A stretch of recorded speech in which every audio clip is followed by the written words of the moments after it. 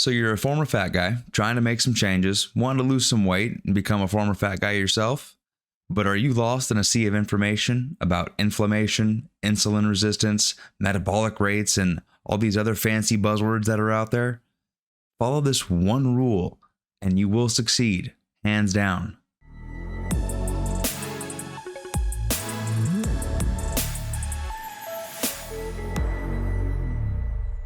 Welcome back to Former Fat Guy Fitness. That one rule I mentioned at the start is the one major principle we'll follow on this channel every time. KISS. Keep it simple, stupid. So many people out here are worried about things like inflammation, insulin resistance, metabolic rates, grass-fed and organic foods, and all this extra crap. They're trying to be rocket scientists of fitness before they can even do the basic 2 + 2 of fitness. So we're going to just worry about the adding and subtracting of calories instead of the calculus level nutrition like so many people want to do before they're even ready for it. And all that other mumbo jumbo really is just to optimize your health when you're in the top 10% of fitness anyway. I'm not denying their existence. I'm not denying their benefits. I'm just saying that when you're getting started, don't overcomplicate things for yourself. If you can manage your calories and you can hit your daily protein goals, you're doing better than 80% of the people out there. So in other words, don't let perfect be the enemy of good and just get yourself going. And how we get ourselves going here at Former Fat Guy Fitness is you start by determining your maintenance calories. To do this, we use an online calorie calculator to figure out what your maintenance calories should be. I'll link a couple in the description down below for you. And then once you have that number, put yourself in a 500 calorie per day deficit. This will put you on track to lose about 1 pound a week or 4 pounds a month. But you'll still want to track your weight on an everyday basis to see if your goal is accurate or not. Once you get through that 1 month, if you haven't lost weight or if you've gained weight, you need to lower your calories a little bit more. On the other side, if you're losing 2 pounds a week or more, you need to increase the calories that you're eating because you're going too fast and you could crash your metabolism. The goal here is a slow and steady weight loss of 1 pound a week. Another thing to consider while you're going through maintenance calories is most people overestimate what they burn and they underestimate what they eat. So if you did that 200 calories each way, that's 400 calories right there. That's almost your entire deficit and you're wiping out all your hard work.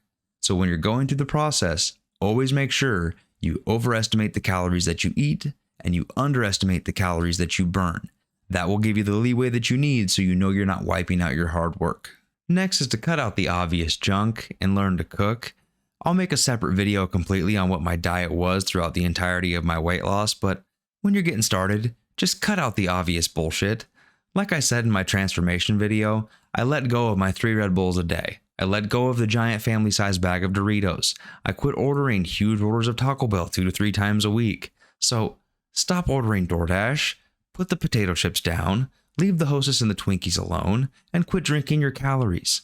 Also, learn to make basic substitutions in the kitchen. Use light butter instead of butter. Use low-fat milks and cheeses versus the full-fat milk and cheeses.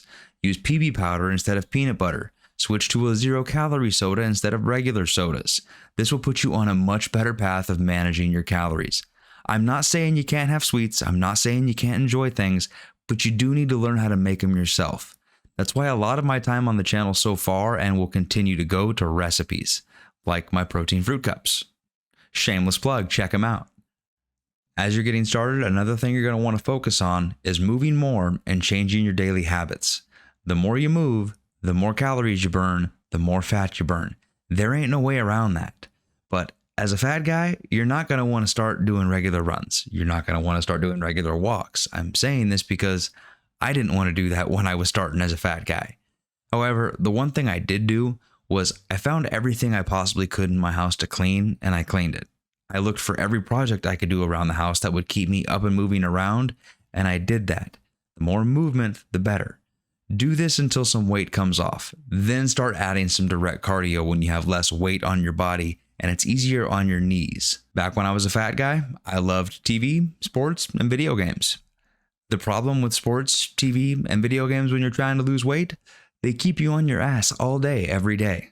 Well, I occasionally play a game once or twice a week nowadays. It's not for the 8 to 10 straight hours in front of the TV multiple times a week like it used to be.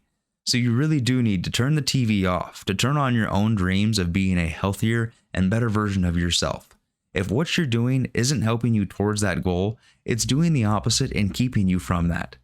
So don't make me say the definition of insanity and just start changing your habits. It is that important. It really, really is. Along the same lines as turning the TV off, you really got to be careful with what kind of media and entertainment you do consume, because they feed into what we want to be and they shape our thoughts. Everyone's noticed the commercials for fast food, garbage snacks, booze, anytime you turn on a game or watch TV. Have you ever wondered why those are there? Because they friggin' work. These companies spend billions on marketing to get us to buy the products they want us to buy. It's one of the biggest reasons why I don't watch TV anymore. They are programming us to add more fat to our asses, and we just don't need it. If you're gonna watch or consume some type of entertainment, at least make it educational or motivational towards your health goals. When I started, one of the best ones for me were all those motivational clips of David Goggins, Jocko Willink, Joe Rogan, Jordan Peterson. They were fantastic. Or guys like Jeff Nippert, Sean Nalawani, Greg Doucette, Athlean X, all kinds of general good fitness advices out there. And the Andrew Huberman podcast is hands down the best podcast out right now. Whatever it is though, just pick something that will feed into the version of yourself that you want to be, and not the lesser version of yourself. Another thing to consider as you're getting started is you really do need to limit what people have influence in your life. The saying that we're a product of the 5 people we spend the most time with is incredibly true, whether it's positive or negative. So if you have people in your life who are holding you down, or you have people in your life who are a negative influence, you really do need to start the separation process from these people. Now, if you're a smoker and you're trying to quit, but all your friends are smokers, you don't have to let them go entirely, but you do need to learn to love them from a distance. As you're trying to get rid of that old vice and you're trying to change your habits, the more you're around those kind of people, the more you're going to be fighting that pull of going back into that old habit that you don't want. We're trying to create new habits. You're trying to create change, and you're not going to get that by doing the same things, and you're not going to get that by hanging around the same people. Much like I said before, don't make me say the definition of insanity. Same things, different actions. It's not going to happen. But above anything else I've said in this video, the most important takeaway you could get is just get started and stick with it. The law of inertia is a real thing. The fit get fitter and the fat get fatter. The more and more action you take, the more and more you do, the easier it will get and the healthier you'll want to get. While it is a new form of addiction, it's a new addiction to replace the old addictions of food, overeating, the vices of smoking and drinking. And if I had to pick between the two addictions, I would take my health and my energy any day of the week. If you like this video, hit the like button below. If you want more advice or you want to see my diet breakdown coming out soon, make sure you hit subscribe. Leave a comment down below if you liked the advice or even if you think I'm on crack. But either way, thanks for watching.